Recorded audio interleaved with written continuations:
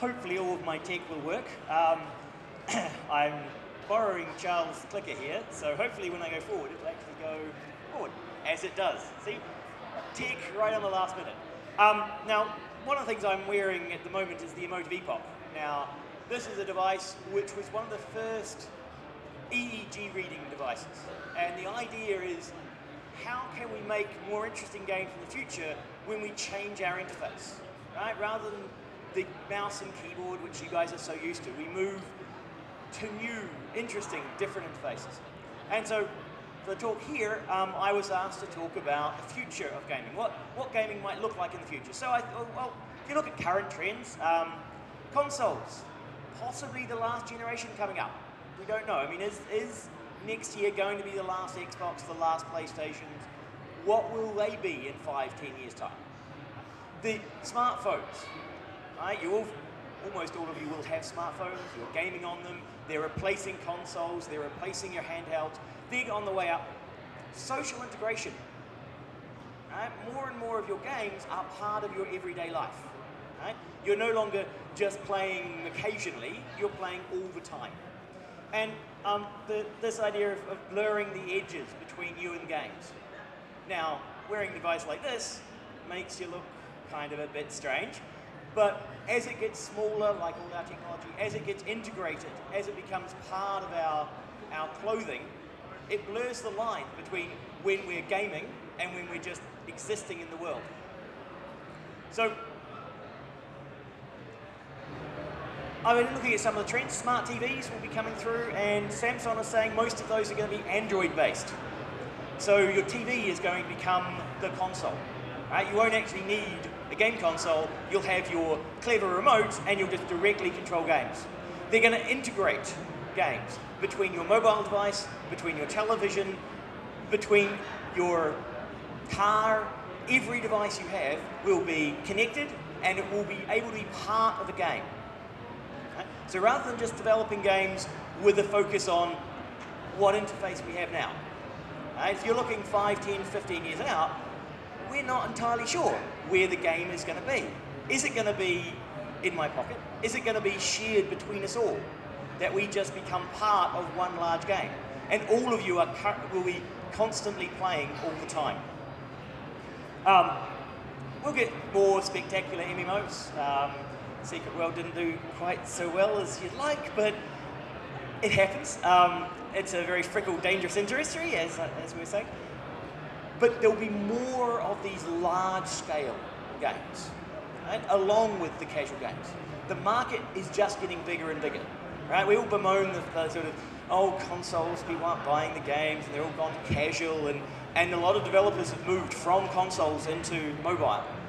But there are still a lot of people buying console games. It's just their percentage has dropped.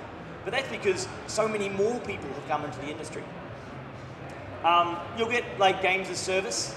There'll be games hosted on clouds, online, and you'll just be coming in, seeing the screen. You'll have your device up, and that screen will just be the interface between you and a game that's running on a server somewhere in the cloud, somewhere else in the world, not on your device. Social games. There's some crazy numbers. Social games, your mum probably plays more social games than you guys do, right? The average mother spends more time playing social games online, on Facebook, in social media, than their kids do, right? Their kids are using more kind of advanced games. They're on more intense play cycles. They play for longer. But it's not because the parents don't play. The parents do play. It's just that they don't play as publicly as you do as children. But they still play games. And the market here, male, female. Right? Gamers are no longer men. Right? There's quite a lot of women in the audience, which is great, because gaming isn't just about men having male fantasies. Right? It can be about any topic. And as it becomes social, as it becomes integrated, as we move into the future of devices, we're going to have more and more interesting games with a wider range of activities. We're going to move into pervasive games. This is an area where we start seeing the game characters in the real world. And our game is an alternative reality game. Google just released one of these a couple of days ago, an alternative reality game. And the idea is that this world's not exactly the most exciting, right? We tend to do a lot of the same thing. So can we add stuff to it? Can we create another layer over our world that is the exciting game world? Now, this is all part of life logging. Once you've got this constant connection, you will actually start logging all of your life. Now this is going to be quite interesting, both from a game perspective, but also from a big data perspective. Most of your interactions on Facebook are being logged and solved, right? When we game constantly, all your game interactions will become part of a big database about you as an individual and what you like doing and how you like playing. Controls. Now, I'm used to these kind of controls. Mouse, keyboard, sort of the traditional gaming controls. That's what I've been using, and like joysticks, I've been using these for 30 years. But we've got new ones coming along. We've got augmented reality devices coming. Now, the Google Glass project. Right? My phone is moving out of my pocket onto my glasses. Right? I will wear the screen here. So my screen will constantly be up. I will constantly be receiving information. Right? Which means when I go down to the pub and I meet Charles for a drink, and it'll say relationship status change in the bottom here. Right? Single. And I'll go, oh, I'm so sorry, Charles. Because I won't have to ask, right? Because I'll get the updates when I see him. Because the Google Glass will recognize Charles's face. It'll go and look at his Facebook page, go, oh, here's something new. You should have this bit of information. And I will see him. But then what do? Is we say, well, actually, we're playing a game, and Charles is a zombie. Right? So I wanted the pub and look around and see zombie, zombie, zombie, zombie. Ooh, right, out of here. And that will be augmented on the players' faces. Right? So it won't just be a kind of, oh, shall we have a game? Everybody will be part of the game. Once you have a camera pointing out in the world, once you have constant information feed overlaid on your world, you're able to do this kind of augmented reality gaming. Now the future goes beyond that. This is already being done. This is a rat's eye, and this is a powered lens. It's a contact lens which uses a ring to collect power and powers an LED. So this is a single little emitting diode. So they've got one pixel working currently on a rat's eye. So you put the contact in and they've got a single pixel. Now they're figuring in 10, 15 years time, they'll be able to have an array of pixels sitting on your contact lens. So I won't be wearing glasses, I'll just be wearing a contact lens. And in my world, and I won't know the difference because I won't ever take them off. Right? My world will be augmented with the game. It will be augmented with this additional information. Right? Now, what games open up when you're on the person's eye? We're used to our games being a window on a world. But once that window is on your eye, it's no longer a window to a foreign world. It's a window to your world. Your game world is your world. Right? And that's going to be some really interesting game design challenges. What I'm wearing is BCI device. It's a brain-computer interface. This is the Emotive Epoch. It's designed specifically around the idea of using this for gaming. Now there are some fairly strange ones, the science fiction-y kind of ones to show, hey, look, wow, this is cool. This is trying to look pretty. If you were really intense, you can start attaching things to your face rather than in your hair. And for the incredibly freaky, there is open brain surgery where you apply the electrodes to the surface of the brain and then close it up again. Right? So this is where I can now read information directly from your brain.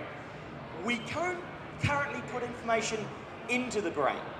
Right? The brain is too complex for us to know how to send information directly in via the surface.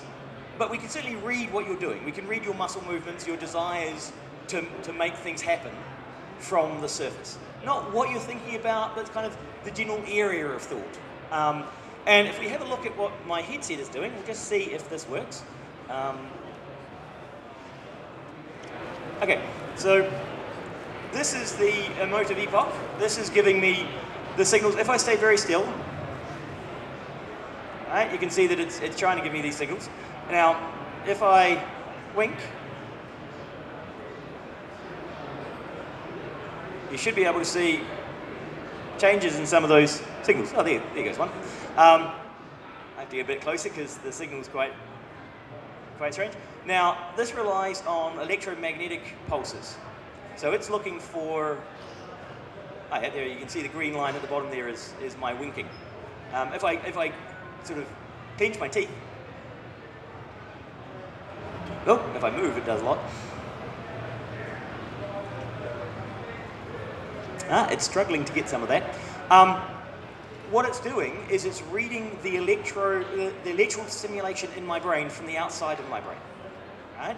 So it's trying to detect whether I'm calm or excited, or if I'm focused on some activity or I'm unfocused on activity.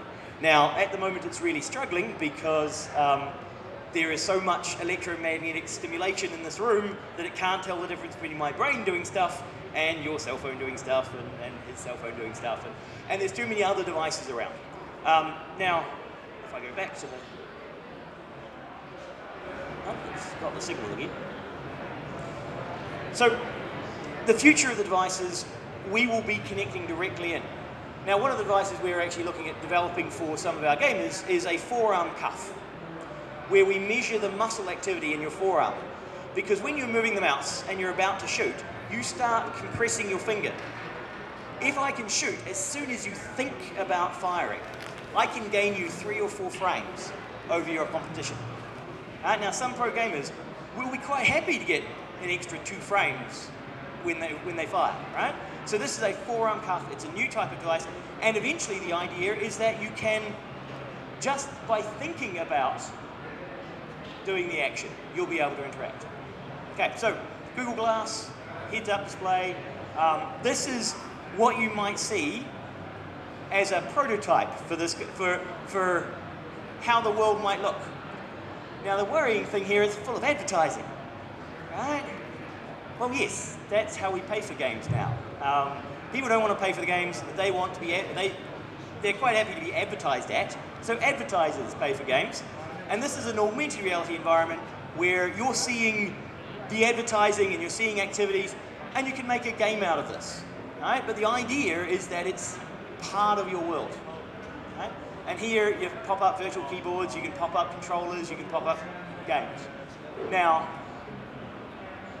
we made an alternative reality game as a tower defense game, which used the local street map that you're in. We had one problem with making a tower defense game on your local street map. The main problem with these alternative reality games is that if I encourage you to look at your phone while you run across the road, that might not be a good result. Now, I know already in Australia, like 40% or 60% in that range of pedestrian deaths are caused by phone use. People have their phones out and they step out in front of trolleys, right, and trucks. So the people really die. And in the States, there's a game company being sued because they gamified, they added game elements to cycling. Right? And a cyclist ran a stop sign and killed a pedestrian because he was playing his game. Right? So the faster you play together, the more gaming you do, the less aware you are of your real world. Right? And this is something that's going to happen to all of us. So we're going to have to worry about the integration of the real world with our game world. We're looking forward to the Oculus Rift, virtual reality. There are going to be people who will finally be able to immerse themselves completely in a game world.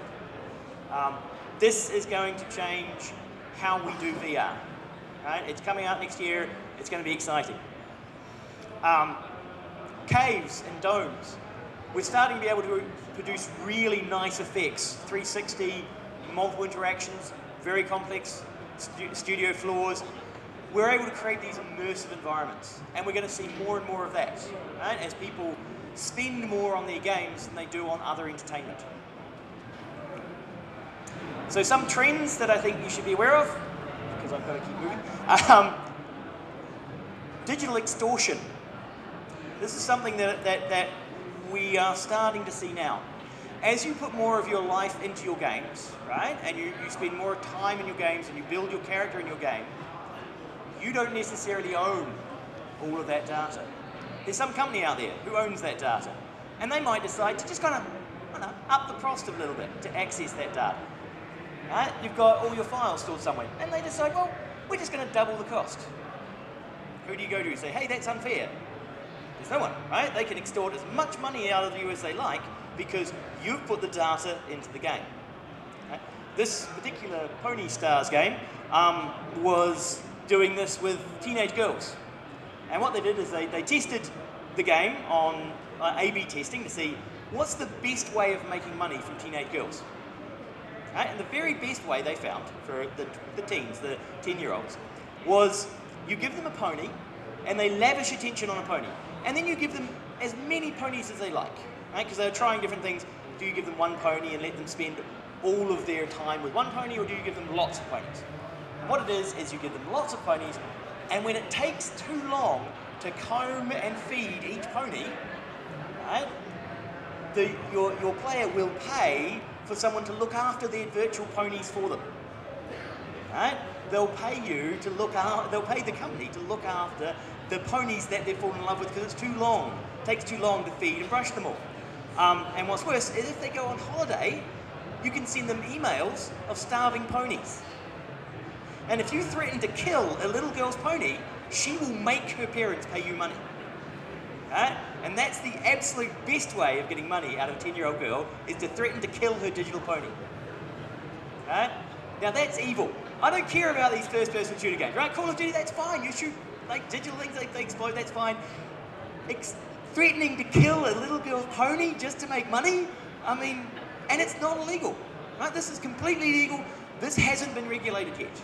Digital extortion is going to happen. You guys will see this happen in your own lives, in your own games, with your own data. So, as a company, don't be evil. I think that's evil games. We're also going to be gamifying stuff. I've been talking a lot about this. We're going to turn more of your workplace, more of your life into games. You will see games take over parts of your lives. I'm always trying to do this with some of my game students, and we're going to see it more and more in your job. You're going to try and make your job more like a game.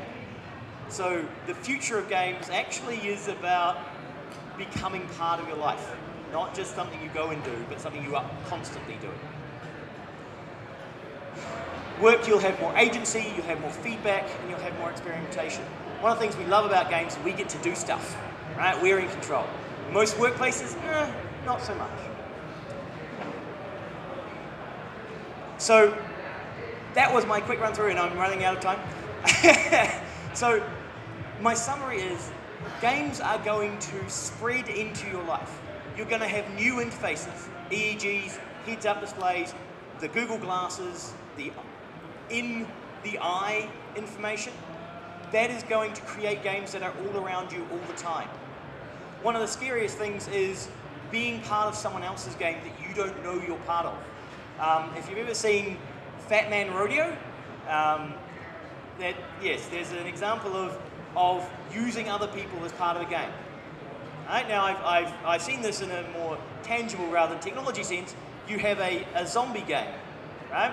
Where what you do is you go around and you just tap someone randomly, someone you don't know, you tap them on the back, right? And you mark them at your school as the person you have to tap on the back. So every now and again, people just go and tap them on the back. And the more they've been tapped, the more points you get, right? So if you wait longer, right, after 3 or 4 people have gone and tapped them on the back, they start going, okay, they start becoming suspicious. So they're harder to score off, right? And so what you do is you include them in your game, and the more people who tap them on the back, the harder they are to get to, because they're constantly watching for people who are going to play it, right? But that person isn't part of the game. They're just trying to live their normal life, but there's this game happening to them, right? And that's going to be an interesting experience when we start including non-players in our games. And how do they feel about us turning them into our game? I'm not sure, but that's going to be part of the future. There's going to be technology as part of the future, and hopefully there's going to be some of you making that future. Okay, any questions? Any questions? Okay, thanks a lot, Simon McCallum. Big applause. Det klart, man så entusiastisk, så dette bra for spillbransjen. Det trenger vi i Norge, men vi også